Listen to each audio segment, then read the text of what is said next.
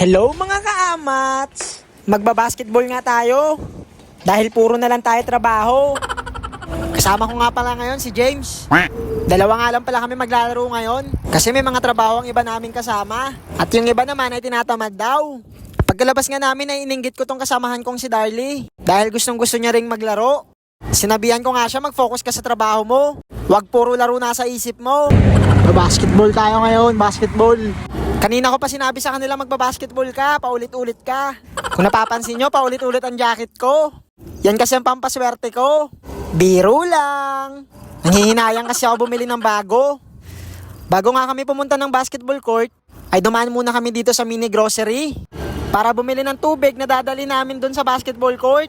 Baka kasi ibabad tayo sa laro dahil sa galing natin. Biro lang. Ang tagal naman ni James, larong-laro na ako. Diyan nga pala kami maglalaro sa loob niyan. Mukha lang mali tingnan yan sa video pero napakalaki niyan.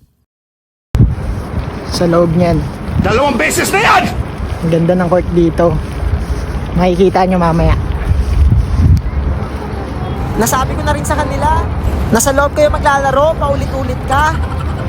Ganyan palang itsura ng paglalaroan namin dito. Magagaling lang daw dapat ang maglaro dito. Kaya nakalaro tayo dito. Biro lang. Pinalabas nga kami dahil puro daw ako kayabangan. Dito na nga lang kami maglalaro sa labas. Dahil mukhang matatagalan pa bago matapos yung volleyball sa loob. Pagdating nga namin dito, napakaganda pala dito. Kaso napakalamig rin dito. Mukhang full moon nga ang aabutin namin dito. Ganyan nga palang itsura dito sa labas. Yung dati napapanood ko lang sa palabas. Yan nga pala yung mga makakasama kong Pinoy na maglaro dito. Every Tuesday pala ng gabi ang schedule ng laro namin dito. Ang habang naghahanda, vinidyoan ko muna para may pakita sa inyo ang lugar dito.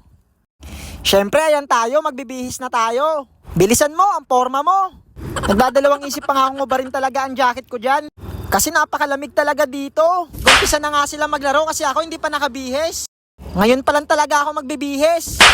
Ang forma mo, kala mo talaga magaling eh. Dahil nga naka-jersey na lang tayo, ramdam na ramdam talaga natin ang lamig. Kaya nagsuot muna tayo ulit ng jacket natin. Habang naglalaro nga sila, ay nagumpisa na tayo mag-warm up. Nunat-unat ko nga yung mga pako dyan. Kasi puro takbo lang ang gagawin natin mamaya. May pa-warm up pa tayo. Di ko pa nga sigurado kung makakalaro ako eh. Pero syempre, dapat handa tayo. Baka sakaling pagbigyan tayo at makalaro. Kaya pala ako nagwa-warm up. Para baka sakaling di tayo makalaro, napagpawisan man lang ako. Gusto ko nga lang din pala magpasalamat sa lahat ng sumusuporta sa video ko. Sa palaging nanonood at sumusubaybay sa mga nilalabas kong video. Tandaan nyo na mahal ko kayo.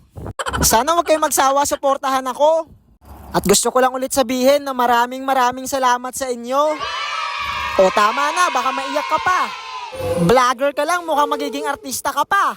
Grabe ka naman, ang dami ko nang sinabi, hindi ka pa rin tapos mag-warm up. Ito nga, lumipat na tayo ng ibang pwesto. At hanggang ngayon, nagwa-warm up pa rin tayo. May patalon-talon ka pa, boxing ata sa salihan neto.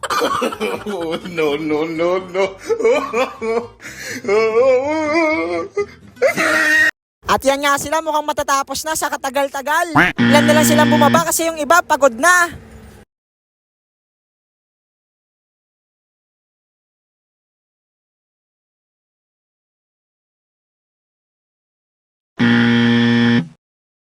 Ito naman tayo, pawis na pawis, kaka-warm up. Biro lang. Di ko na pala na-videoan yung laro ko. Baka kasi makita nyo, nabutaw pala ako. Kaya nga pagkatapos natin maglaro, ay nagpahinga tayo. Ilang buwan rin kasi tayo hindi nakalaro. Kaya hingal na hingal tayo. Kaya hinayaan ko na lang muna na sila ang maglaro. Sabi nga sa akin ni tatay, ang lakas doon ng pasa ko, tanga daw ako. Kaya nga tumawa na lang ako kahit nasasaktan ako. Mukhang isang laro na nga lang talaga ang gagawin ko. Dahil bukod sa pagod na ako, ayaw na rin nila akong kalaro. At natapos na nga kaming maglaro. Ganyan nga palang itsura ng pagod na pagod sa warm up. Kahit di nakalaro. Natapos rin maglaro. Pagod. At talo.